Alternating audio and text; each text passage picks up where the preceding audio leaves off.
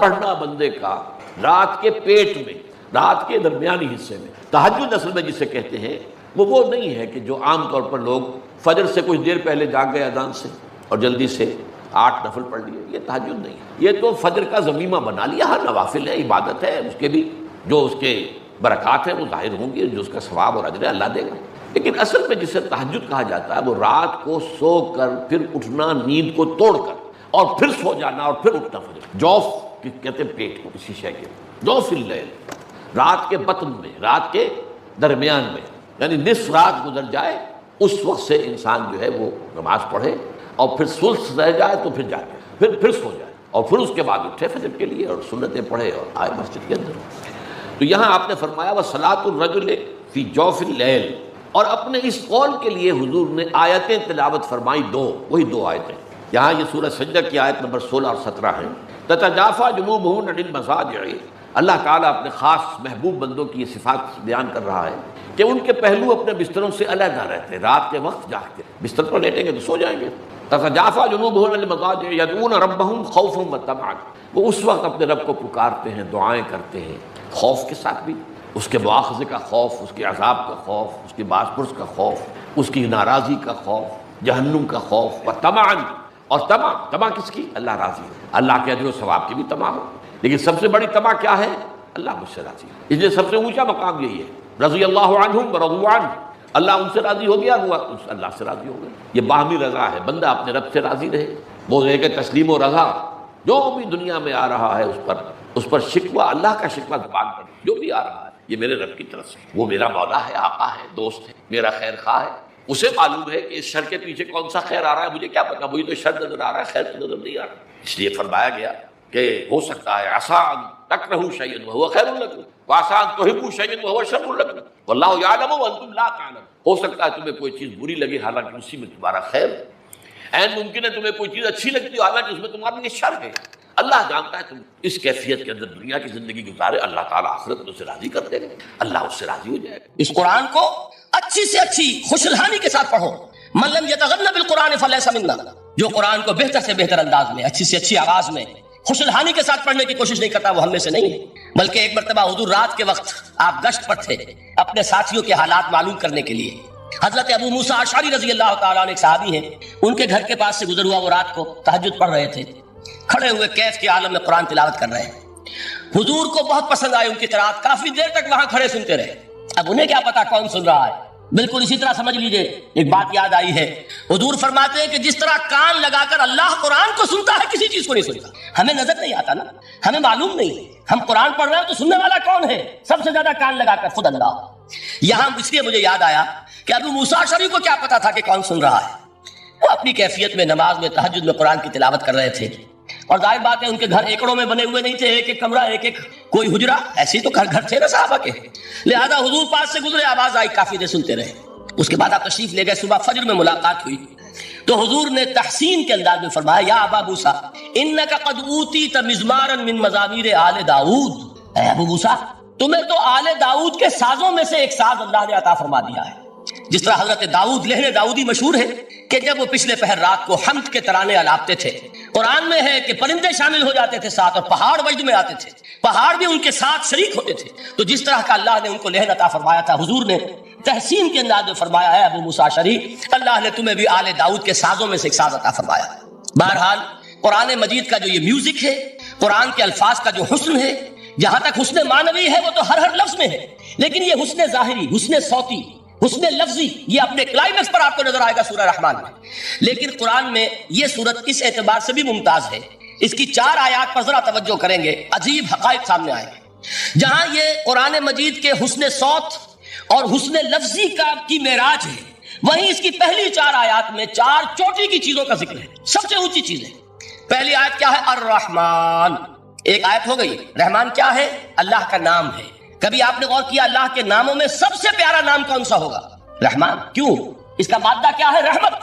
ہمیں سب سے بڑھ کر جس چیز کی ضرورت ہے وہ کیا ہے؟ رحمت خداوندی. نام اچھی طرح سن لیجئے اس حضور کے قول کو. حضور فرماتے ہیں کوئی شخص جنت میں مجرد اپنے عمل کی بنیاد پر داخل نہیں ہو سکے گا جب تک کہ رحمت خداوندی دستگیری نہ کرے. کسی صحابی نے بڑی ہمت اور جرأت کا ثبوت دیا کہ پوچھ لیا کیا حضور آپ بھی؟ جب آپ نے فرمایا کوئی شخص داخل نہیں ہو سکتا جنت میں محض اپنے عمل کی بنیاد پر جب تک کہ رحمت خداوندی جو ہے وہ دستگیری نہ فرمائے. پوچھا گیا کیا آپ بھی؟ آپ نے فرمایا ہاں میں بھی. آپ انداز کیجئے کہ اگر محمد الرسول اللہ بھی رحمت خداوندی کے ضرورت مند ہوں تو تاب دیگرا چے رسد ہماری تو سب سے بڑی ضرورت رحمت خداوندی. اب یہ رحمت جو ہے قرآن مجید میں اللہ تعالیٰ کی یہ شان دو الفاظ کے ذریعے سے آتی ہے، رحیم اور رحمان. اور کوئی مادہ نہیں ہے جس سے دو نام بنتے ہوں اللہ کے، لیکن یہ مادہ ہے واحد رحمت کا کہ جس سے رحمان بھی ہے رحیم بھی ہے. رحیم صفت مشبہ ہے، رحمت دائم ہو جائے گی مستقل ہوگی تو رحیم کہیں گے. اور رحمان اس میں رحمت کی ہے وہ شان ہے کہ جیسے ٹھاٹھے مارتا ہوا سمندر ہو، ہیجان کی کیفیت، طوفانی کیفیت، رحمت خداوندی کا طوفانی جوش، وہ ہے رحمان. آپ تو رہتے اس علاقے میں ہیں، آپ کو معلوم ہے عرب اگر بھوکا مرا جا رہا ہو تو کیا کہے گا؟ انا جوعان. پیاسا مرا جا رہا ہو انا عطشان. بہت غضبناک ہوگا غضبان، غضبان آصفہ قرآن میں آیا ہے، بہت غضبناک. رحمان جس کی رحمت جو ہے جوش میں ہے، ٹھاٹھے مارتے ہوئے سمندر کے مانند. تو یہ اللہ تعالیٰ کے ناموں میں سب سے پیارا نام. اب آگے چلیے، الرحمن علم القرآن، رحمان نے قرآن سکھایا. رحمت خداوندی کا سب سے بڑا مظہر، رحمان کی رحمانیت کا سب سے بڑا مظہر قرآن ہے. ان میں جو منطقی ربط ہے اس کو سمجھتے جائیے. اچھا آپ یہ سوچئے جو علم بھی انسان کو حاصل ہوا وہ کس نے دیا؟ اللہ نے. سائنس کا علم کس نے دیا؟ اللہ نے. علم آدم الاسماء کلھا، وہ علم الاسماء جو حضرت آدم کو دے دیا گیا تھا ازل میں، یہ اسی کا ظہور ہے، یہ اسی کی ایکسفولیشن ہے جو ہو رہی ہے اور ہوتی رہے گی ابھی. اور دوسرے علم ہے وہ کس نے دیا؟ اللہ نے دی. لا یحیطون بشیء من علمہ الا بما شاء.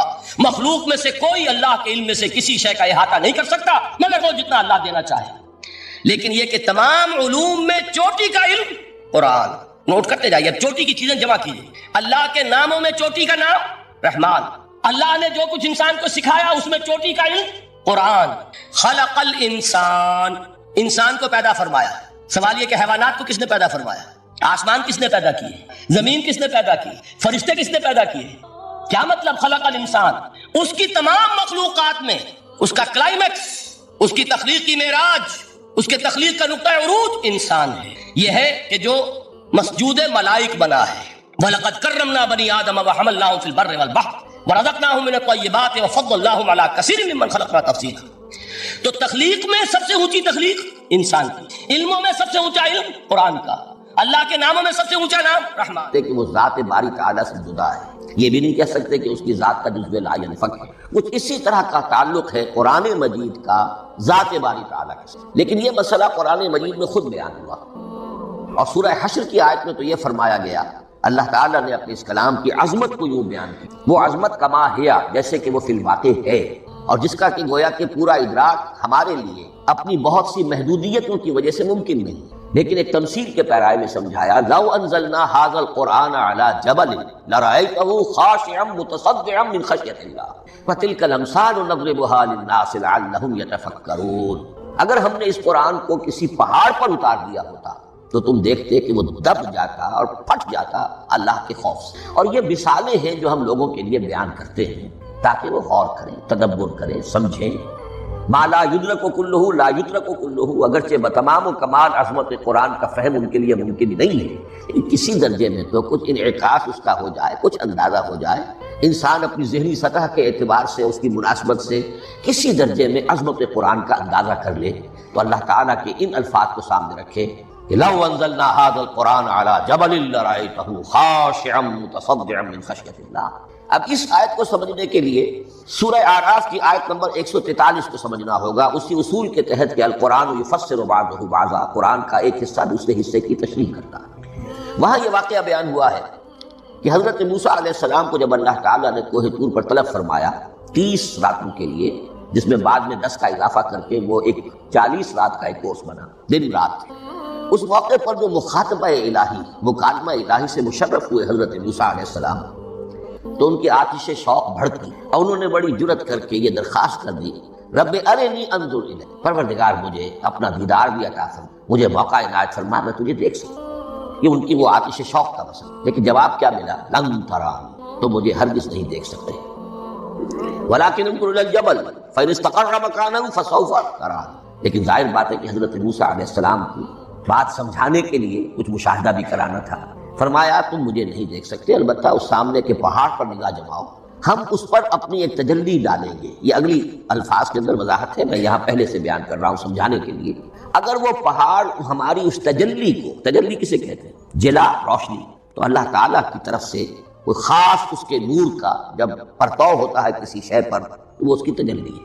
ہم اپنی ایک تجلی اس پہاڑ پر ڈالیں گے، اگر وہ اس کو جھیل جائے، اپنی جگہ کھڑا رہ جائے، تو تم سمجھنا کہ شاید تم بھی ہمیں دیکھ سکو. فلما تجلی ربہ للجبل، اب یہاں وہ لفظ آ گیا، جب اللہ نے تجلی اپنی پہاڑ پر ڈالی، جعلہ دکا وخر موسیٰ صعقا، وہ پہاڑ ریزہ ریزہ اور حضرت موسیٰ بے ہوش ہو کر گر. اب یہ بے ہوش ہو کر گر جانا جبکہ وہ تجلی براہ راست بھی نہیں ہے، بالواسطہ ہے. مشاہدہ جو کر رہے حضرت موسیٰ وہ بالواسطہ ہے، تجلی پہاڑ پر، لیکن یہ کہ اس کا بھی بالواسطہ اس کا جو ہوا ہے، اس کی جو تاثیر ہوئی حضرت موسیٰ علیہ السلام پر کہ وہ اس کی تاب نہ لا سکے اور بے ہوش ہو. یہاں سے یہ بات سمجھ میں آتی ہے کہ یہ تجلی یہ ذات باری تعالیٰ تھی جس نے کوہ طور کو جلا کر بھسم کر دیا یا ٹکڑے ٹکڑے کر دیا، ریزہ ریزہ کر دیا. اب ذات الہی کے ساتھ جو تعلق ہے کلام الہی کا، اور یہ صفت جو لا عین ولا غیر کے درجے میں ہے ذات کے ساتھ، تو وہی تاثیر اس کلام الہی کی. لو انزلنا هذا القرآن على جبل لرأيته خاشعا متصدعا من خشية الله وتلك الأمثال نضربها للناس لعلهم يتفكرون.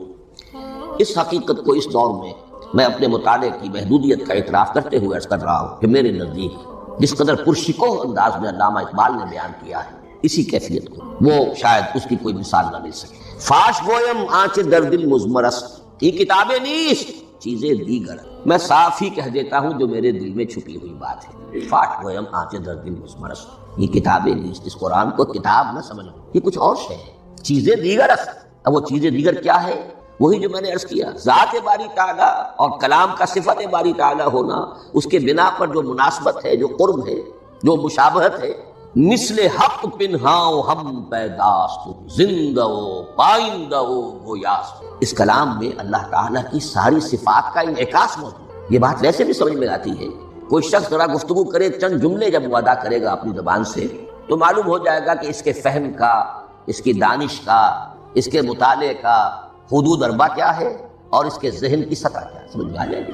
اس لیے کہ کلام جو ہے وہ متکلم کی پوری شخصیت کی عکاسی کر رہا ہو. تانت بازی راگ پایا، چند جملے کسی نے کیا پتہ چل گیا کہ یہ کس سطح کے آدمی ہیں، علمی اعتبار سے، معلوماتی اعتبار سے، تہذیبی اعتبار سے، کلچرڈ ہیں یا نہیں ہیں. یہ ساری باتیں چند جملے. تو اللہ تعالیٰ کی بھی جملہ صفات کا عکس اس قرآن میں موجود. ان میں سے جن چند چیزوں کا ذکر علامہ نے شعر میں کیا، وہ جو سورہ حدید کی آیت ہے، هو الاول والآخر والظاہر والباطن. اللہ الظاہر بھی ہے، الباطن. اتنا ظاہر کہ اس سے زیادہ ظاہر کوئی شے نہیں، اور اتنا باطن کہ اس سے زیادہ چھپی ہوئی کوئی شے. اسی لیے حضور سے جو منقول ہے الفاظ کہ پروردگار انت الظاہر فلیس فوقک شیء وانت الباطن فلیس دونک شیء. یہی کیفیت قرآن کی ہے. مثل حق پنہاؤ ہم پیداست، پنہا بھی ہے، ظاہر جیسے ذات باری تعالیٰ. اور جیسے اللہ تعالیٰ کی شان ہے جو آیت الکرسی کے شروع میں آئی، الحی القیوم. مثل حق پنہاؤ ہم پیداست، زندہ ہو پائندہ ہو گویاست. یہ قرآن جو ہے اللہ تعالیٰ کی صفات کا ایک عکس اپنے اندر کا ہے. اس سے ذرا آگے چلیے کلام کے بارے میں. اب کلام الہی ظاہر بات ہے کہ صفت ہے اور صفت قدیم ہے. اللہ کی صفات حادث نہیں ہے. اللہ کی ذات بھی قدیم ہمیشہ سے، اور اس کی صفات بھی قدیم ہمیشہ سے. اور یہ جو کلام الہی ہے ظاہر بات ہے کہ یہ جو ہماری زبان کے حروف و اصوات ہے، کلام الہی تو ان سے منزہ ہے، مبرہ ہے، ماورا ہے، اعلیٰ ہے، عرفا ہے. ہماری زبانوں کے حروف و اصوات، الفابیٹس جگہ جگہ تبدیل ہو جائیں گے. انگریزی کے کچھ اور ہیں، اردو کے کچھ اور ہیں، عربی کے کچھ اور ہیں. کلام الہی ان تمام سے اعلیٰ، عرفہ، منزہ اور مبرہ ہے. یہ کلام الہی جب بھی نازل ہوا ہے، ظاہر بات ہے حضرت موسیٰ پر اگر کتاب اتاری گئی وہ بھی علم الہی سے آئی، لیکن وہ عبرانی زبان میں آئی. حضرت عیسیٰ علیہ السلام پر انجیل اتاری گئی، ہم یقین سے نہیں کہہ سکتے، دو میں سے کسی ایک زبان میں اتاری گئی ہوگی، یا عبرانی ہوگی، اس لیے کہ شام کے جس علاقے میں، فلسطین کے جس علاقے میں ان کی پیدائش ہوئی اور جہاں وہ دعوت و تبلیغ کے لیے گھومتے رہے، اس کے عوام کی زبان تھی آرامی اور خواص کی زبان تھی عبرانی. تو یا تو وہ بھی تورات کی طرح عبرانی ہی میں نازل ہوئی تھی یا آرامی میں ہوگی. لیکن اب کوئی نسخہ نہ ہیبریو کا، کوئی قدیم نسخہ دنیا میں موجود ہے، نہ آرامی کا. جو سب سے پرانا نسخہ ملتا ہے انجیل کا وہ اس کا ترجمہ لیٹن زبان کا ترجمہ ہے یا گریک ترجمہ ہے، اصل کوئی نہیں. بہرحال جب وہ کلام الہی محمد رسول اللہ پر نازل ہوا اب اس میں حروف و اصوات کا وہ جامع پہنا کہ جو عربی زبان کے، یہی وجہ دیکھیے میں نے جو آیت سورہ حامیم، یہ جو سلسلہ سور ہے اس میں سے سورہ زخرف کی آیت جو میں نے آپ کو سنائی، حامیم والکتاب المبین انا جعلناہ قرآنا عربیا لعلکم تعقلون، ہم نے بنا دیا ہے اپنے اس کلام کو قرآن عربی، اس کو عربی حروف و اصوات کا جامع ہم نے پہنا دیا ہے، انا جعلناہ قرآنا عربیا لعلکم تعقلون، کہ چونکہ مخاطب اول جو قوم تھی امیین، ان کی زبان عربی تھی، لعلکم تعقلون، تاکہ تم اس کو سمجھ سکو۔ اب اس سے آگے چلیے، اصل قرآن مجید کے 3 مقامات سے معلوم ہوتا ہے اصل قرآن اللہ کے پاس ہے۔ یہ قرآن جو ہمارے پاس ہے مصحف عثمان رضی اللہ تعالی عنہ، یہ اس قرآن کی مصدقہ نقل۔ اصل قرآن کہاں ہے؟ ایک جگہ فرمایا بل ہوا قرآن مجید فی لوح محفوظ، لوح محفوظ میں اصل قرآن۔ اسی طریقے سے اسی سورہ زخرف کی اگلی آیت کیا ہے؟ ہم نے اسے عربی قرآن بنا کر اتارا، لیکن اصل قرآن کیا ہے؟ وَإِنَّهُ فِي أُمِّ الْكِتَابِ لَدَيْنَا لَعَلِيٌّ حَكِيمٌ، حقیقت میں تو یہ الکتاب میں ہے جو ہمارے پاس ہے، اور علی بھی ہے، بہت بلند، حکیم، بڑی حکمت والا، یا محکم مضبوط۔ حکیم کے دونوں معنی، استحکام بھی اسی ہے کاف اور میم کے مادے سے، کسی شے کا پختہ ہو جانا، مضبوط ہو جانا، اور عقل کی پختگی وہ حکمت ہے، وہ دانائی ہے۔ اس اعتبار سے نوٹ کیجئے اصل قرآن کہاں ہے؟ لوح محفوظ میں۔ اصل قرآن کہاں ہے؟ ام الکتاب میں۔ اسی کو کہا گیا ہے ایک اور مقام پر فی صحف مکرمۃ مرفوعۃ مطہرۃ بأیدی سفرۃ کرام بررہ۔ یہ قرآن، اصل قرآن تو بڑے صحیفوں میں، ان صحیفوں میں ہے، ان صفحات میں ہے، ان اوراق میں ہے، جس کی شان کیا ہے؟ مکرمۃ، ان کی انتہائی تعظیم کی جاتی ہے، مطہرۃ، نہایت پاک صحیف، فی صحف مکرمۃ مرفوعۃ، بلند و بالا، مطہرۃ بأیدی سفرۃ کرام بررہ، ان فرشتوں کے ہاتھ میں جو بہت باعزت، بہت اونچے درجے کے، ان کے ہاتھوں میں ہے۔ وہ لوگ ہیں کہ جن کی تحویل میں ہے یہ کلام پاک، فی صحف مکرمۃ مرفوعۃ مطہرۃ بأیدی سفرۃ کرام بررہ۔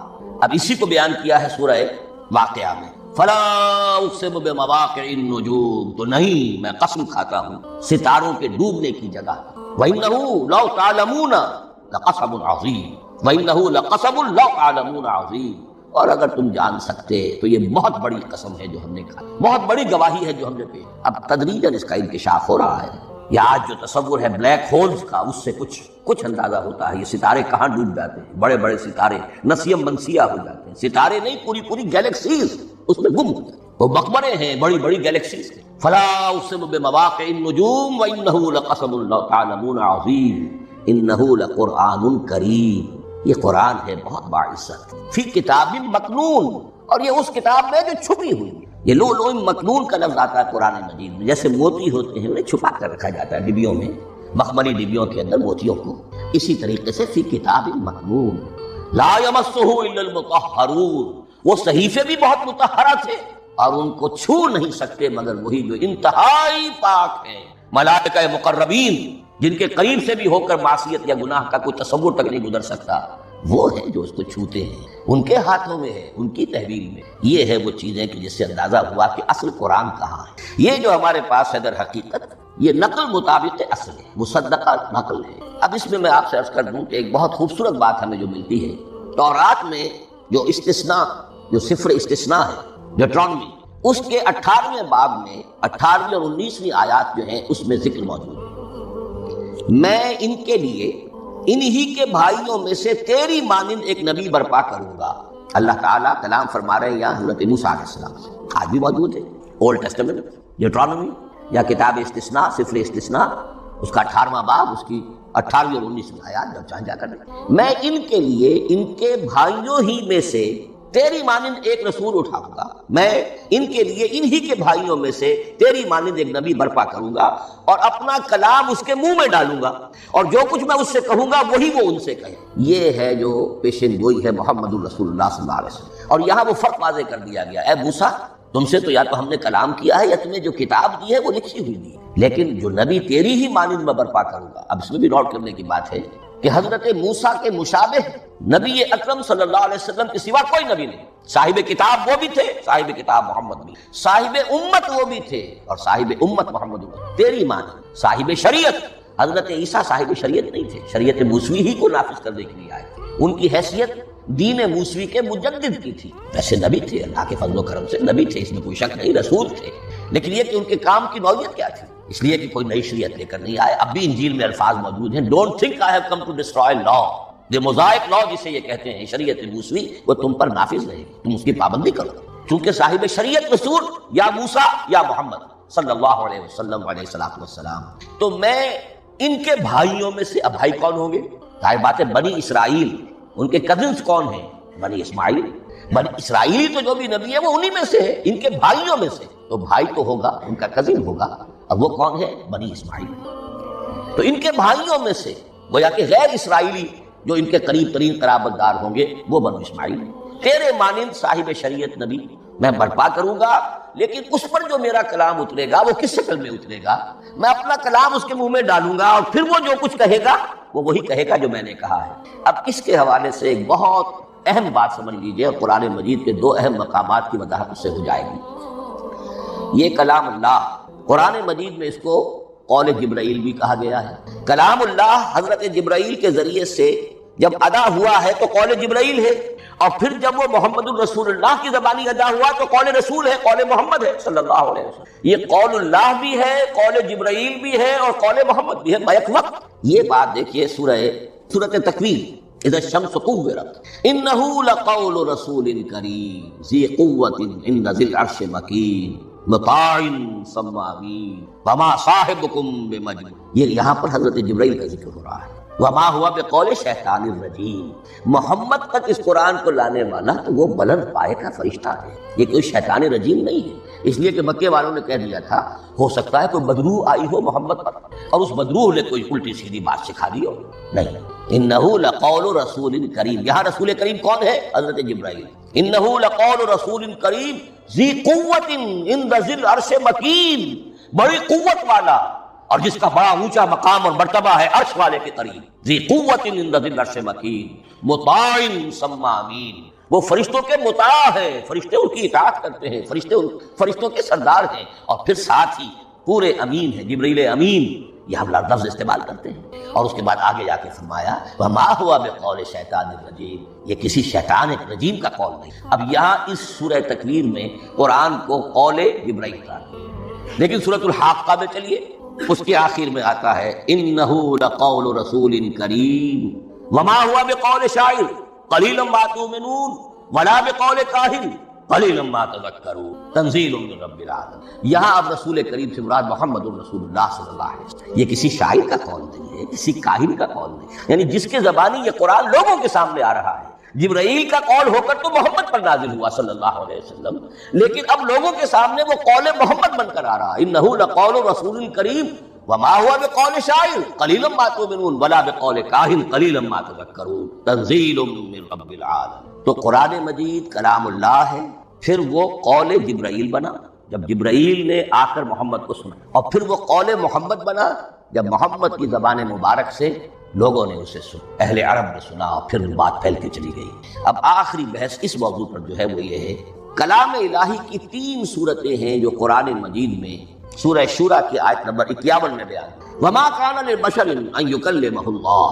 کسی بشر، کسی انسان کی یہ حیثیت نہیں ہے، مقام نہیں ہے کہ اللہ اس سے کلام کرے. یہ نہیں کہا کہ اللہ کے لیے ممکن نہیں ہے، نہیں، اللہ کے لیے تو ہر شے ممکن ہے، لیکن کسی بشر کا یہ مقام نہیں ہے کہ اللہ اس سے کلام کرے. مخلوق ہے، بشر ہے. ما کان لبشر ان یکلمہ اللہ الا اب 3 شکلیں، الا وحیا او من وراء حجاب او یرسل رسولا فیوحی باذنہ ما یشاء انہ علی حکیم. 3 صورتیں ہیں کلام الہی. یا تو براہ راست اللہ وحی کرتا بغیر کسی فرشتے کی درمیان میں ذریعہ بنائے ہوئے، اسی کا نام الہام ہے، اسی کا نام تحدیث ہے. یہ غیر نبی کے ساتھ بھی ہوتا ہے. حضور نے فرمایا ہر نبی کی امت میں محدث ہو جن سے اللہ کلام کرتا ہے، اور میری امت کا محدث عمر رضی اللہ تعالی. محدث نہیں، محدث کے معنی ہے علم حدیث کا ماہر. امام بخاری محدث ہے، امام مسلم محدث ہے۔ محدث تحدیث سے مفعول بنا، جس سے بات کی جاتی ہے۔ محدث، اللہ بات کرتا ہے، اللہ دل میں ڈال دیتا ہے، القاء ہو جاتا ہے، الہام ہو جاتا ہے، کوئی فرشتہ درمیان نہیں، براہ راست۔ دوسری شکل کلام کی کیا ہے؟ او من ورائے حجاب، یہ ہمارے علم کی حد تک صرف حضرت موسیٰ علیہ السلام کی شان ہے، استثنائی شان۔ وَكَلَّمَ اللَّهُ مُوسَىٰ تَكْلِيمًا، اور موسیٰ کے ساتھ تو اللہ نے کلام فرمایا جیسے کہ کلام کیا جاتا ہے۔ فرق کیا تھا؟ من ورائے حجاب، پردہ تھا، دیکھ نہیں سکتے، تبھی تو ان کی وہ آتش شوق بھڑکی تھی۔ کیا قیامت ہے کہ چلمن سے لگے بیٹھے ہیں، صاف چھپتے بھی نہیں، سامنے آتے بھی نہیں، کلام بھی فرما رہے ہیں، لیکن یہ کہ بات مجھے دیدار عطا کرنے کے تیار نہیں، رب ارنی انظر الیک۔ لیکن یہ جو کلام ہے ہمارے علم کی حد تک براہ راست اس دنیا میں حضور سے ہوا ہے معراج کی شب، لیکن وہ 7ویں آسمان پر۔ اس دنیا میں ہمارے علم کی حد تک یہ کلام براہ راست من ورائے حجاب صرف حضرت موسیٰ علیہ السلام کی استثنائی شان۔ اور تیسرا ہے او یرسل رسولا فیوحی باذنہ ما یشاء، یا تیسری صورت یہ کہ اللہ کسی پیغامبر کو بھیجتا ہے جو وہی کرتا ہے جو اللہ چاہے۔ یہ تیسری شکل ہے وحی کی۔ قرآن مجید اس تیسری شکل میں نازل ہوا ہے، محمد رسول اللہ صلی اللہ علیہ وسلم۔ حضور کو جو الہام ہو جاتے تھے، جو حضور کو القاء ہو جاتا تھا، جو آپ کے دل میں براہ راست اللہ کی طرف سے وحی آتی تھی، وہ قرآن میں شامل نہیں ہے۔ اگرچہ حضور کے خواب بھی سچے تھے، وہ بھی اللہ کی طرف سے ہوتے تھے، شیطان کی آمیزش نہیں ہو سکتی، لیکن یہ بھی قرآن میں شامل نہیں ہے۔ قرآن میں شامل ہے تیسری قسم کی وحی، او یرسل رسولا، پھر ہم بھیجتے ہیں ایک پیغامبر کو فرشتوں میں سے۔ اللہ یصطفی من الملائکۃ رسلا ومن الناس، اللہ چن لیتا ہے فرشتوں میں سے بھی اپنا پیغامبر اور انسانوں میں سے بھی۔ تو فرشتے کے ذریعے سے ایک فرشتہ جو اللہ سے لیتا ہے اور انسان رسول انسان تک پہنچا دیتا ہے۔ اب وہ رسول انسان، رسول بشر جو ہے وہ اپنے ہم نوع ہم جنس لوگوں کو پہنچاتا ہے۔ تو اللہ یصطفی من الملائکۃ رسلا ومن الناس، یہاں وہی بات فرمائی، او یرسل رسولا فیوحی باذنہ ما یشاء، پھر وہ وحی کرتا ہے اللہ کے حکم سے جو اللہ چاہے۔ یہ کلام الہی کی یہ تیسری شکل ہے جو محمد الرسول اللہ صلی اللہ علیہ وسلم پر نازل ہوا، اور وہ ہے قرآن۔ اب ایک اور بحث جو علمی ہے وہ یہ ہے کہ حضور پر جو اس کا نزول ہوا اس کی کیفیات کیا تھی۔ دو الفاظ استعمال ہوتے ہیں، انزال بھی اور تنزیل بھی۔ ان دونوں میں فرق کیا ہے اس کو نوٹ کر لینا چاہیے۔ لغوی اعتبار سے جان لینا چاہیے، نزل ینزل کسی کا خود اترنا، نازل ہونا، اترنا۔ انزل ینزل دفعتاً اتار دینا، کسی اور نے کسی شے کو دفعتاً نیچے اتار دینا۔ یہی مفہوم نزلہ کے ساتھ بے لگ جائے تو آ جاتا ہے، با کے ساتھ نزلہ بہی، یہ اتارنے کے مفہوم میں آئے گا۔ لفظی ترجمہ یہ بھی کر سکتے وہ اترا اس شے کے ساتھ۔ نزل بہ الروح الامین، اس کو لے کر نازل ہوا خود روح الامین فرشتہ علی قلبک کا، اے محمد صلی اللہ علیہ وسلم آپ کے قلب مبارک پر۔